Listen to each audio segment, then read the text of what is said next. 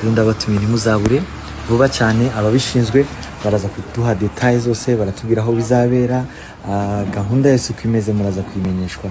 Imana ibahe umugisha. I can't wait to see you. God bless you. See you soon.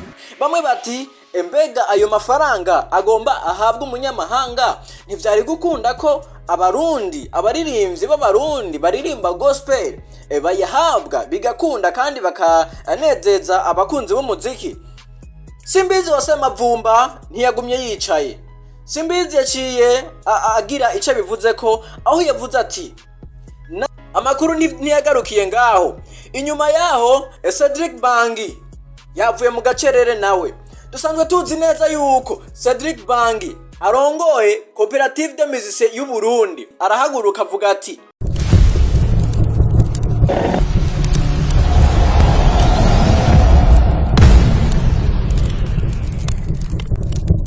yes guys, yes me people, yes mwebwe mwese mudahengeshanya kunkurikirana ku mbuga zacu tubandanye tubaha amakuru ameze neza. Uri kumwe na Fiz Killer kuri mic, aho ndakuzaniye amakuru ari exclusive, amakuru kabisa ashushe muri no misi. Inyuma yaho hari abaririmbyi b'abarundi bamaze gufata ingingo zimwe zimwe zo kwihesha agaciro, zo guhesha agaciro umuziki indundi, aho turavuga nka ba Sadbi hamwe n'abandi bamenyesha amakuru bagiye batandukanye. Inyuma yo gushikiriza ibiciro ntarengwa by'amafaranga bategerezwa kuza baratangura kwakira mu mashow agiye atandukanye y'abanyamahanga, hari uruhagarara rwaje, hari ayandi majambo yagiye araza avugwa ku zindi mpande zitandukanye. Misi heze harasohotse akavideo ka mbonyi aho avuga yuko aje kugirisha igiteramo ngaha mu gihugu cyacu Burundi. Burundi muraho neza, ndabasuje mu izina rya Yesu. Ni mbonyi, mbafitiye amakuru meza cyane. Ndashaka kubamenyesha ko tuzataramana mu bitaramo byo gusoza umwaka wa 2022. Nzaba ndi kumwe namwe, ndabatumiye tariki 30 na tariki ya mbere. Muzaze dufatanye gushima Imana, duhimbaza Imana, twishime ku mirimo myiza yakoze muri 2022 ndetse n'indi myaka yose, kandi dutangire n'umwaka tuyihimbaza. Rero ndabatumiye ntimuzabure vuba cyane ababishinzwe baraza kuduha details zose baratubwira aho bizabera gahunda yose uko imeze muraza kuyimenyeshwa. Imana ibahe umugisha. I can't wait to see you. God bless you. See you soon. Bamwe bati mbega ayo mafaranga agomba ahabwa umunyamahanga ntivyari gukunda ko abarundi abaririmbyi b'abarundi baririmba gospel bayahabwa bigakunda kandi bakanezeza abakunzi b'umuziki? Simbizi wa semavumba ntiyagumye yicaye. Simbizi yaciye agira ico bivuze ko aho yavuze ati nashaka ndabibutse ko kugira ngo umufuko wose uronka amafaranga, umunwa wose uronka ico ufungura, nyene icubahiro yatunganije ico yise PND Plan National de Développement 2020-2027. Iyo umukuru w'igihugu akugendeye usanzwe ufise ivyo ukora, akubaza ikibazo kimwe: mbega umufuko wawe urimwe amafaranga? Nambura umunyamuziki, tahura ko amafaranga yawe ariko ahabwa abanyamahanga. Ejo niya kugendera ntuzubura ico wishura. Simbizi wa semavumba arabandanya avuga ati ajya amadolari 35 bazoha Israel mbonyi bazihaye Prince Mshindi ba Redemption Voice n'abandi bakora gospel, twebwe twobafasha gutunganya igiteramo gikomeye, imifuko yabo ikaronka amafaranga. Simbizi wa semavumba arabandanya avuga ati twaratewe nitwamenya. Amakuru ntiyagarukiye ngaho. Inyuma yaho Cedric Bangi yavuye mu gacerere nawe.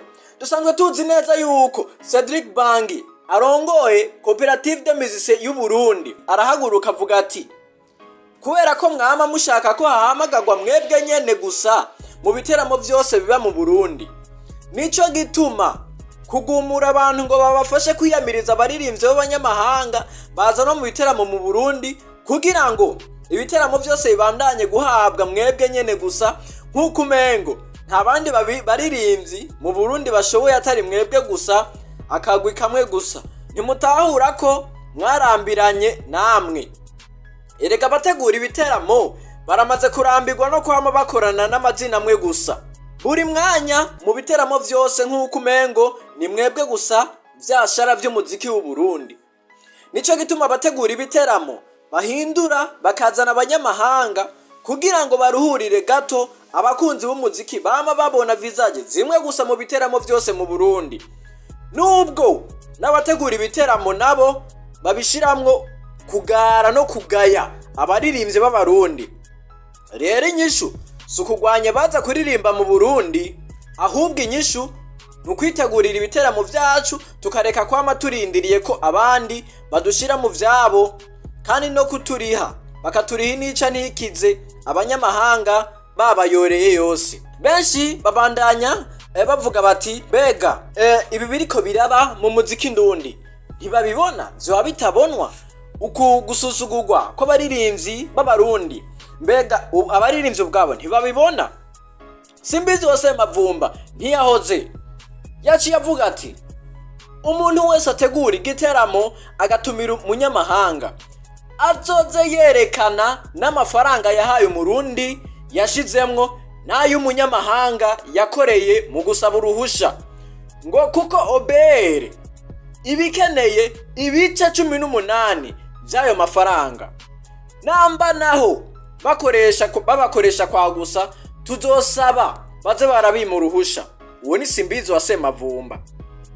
Ntivyagarukiye ngaho, bimwe twama tuvuga, bimwe twama dusemerera bati abatanzwe bategura ibiteramo ngaha mu Burundi ko nabo nyene bafisemwo uruhara kubona umuziki wacu udatera imbere. Akarorero ka hafi aha nyene mu Rwanda, inkuru twakoye ku kinyamakuru inyarwanda.com kivuga kiti mu mafoto Mushoma Joseph yatangaje ko bakoze impinduka mu bitaramo ngaruka mwaka vya East African Party, aho bizoja, reka ndabisome mu kinyarwanda nyene, aho bizaja biririmbamo abahanzi bo mu Rwanda gusa. Bivuze ko nta muhanzi wo mu mahanga uzongera kuririmba muri ibi biteramo. Yavuze ko bafashe ikicemezo mu rwego rwo guteza imbere abahanzi bo mu Rwanda, kandi hazaja hifashishwa itangazamakuru abafite aho bahurira n'imyidagaduro mu guhitamwo abahanzi bazaja baririmba muri ibi biteramo. Ikibazo naciye ngira n'icahe, mbega aba bategura ibiteramo ngaha mu gihugu cyacu cy'u Burundi ibi ntibabibona? Yari ntihavuzwe ngo ntihoguma haboneka amasura amwe y'abarundi, aba banyarwanda bo kubabikora ko baza gukora ibiteramo ino mu gihugu cyacu bayifashwamo n'abandi. Bamwe bati uri karabazana ku bwinshi bati ni DJ Paul, mbeko kivumbi bucaza ngaha asumvye izina D1, asumvye izina ba Dramati, asumvye izina bande. Ariko ugerageje kuraba amafaranga usanga bamuhaye, usanga ari amafaranga menshi gusumvya ayo bahaye mu Burundi. Bamwe bati Simbizi yaciye agaruka mu nyuma avuga ati abaririmbyi b'abarundi batariko baja ku murongo w'abandi nukubacira umukenge.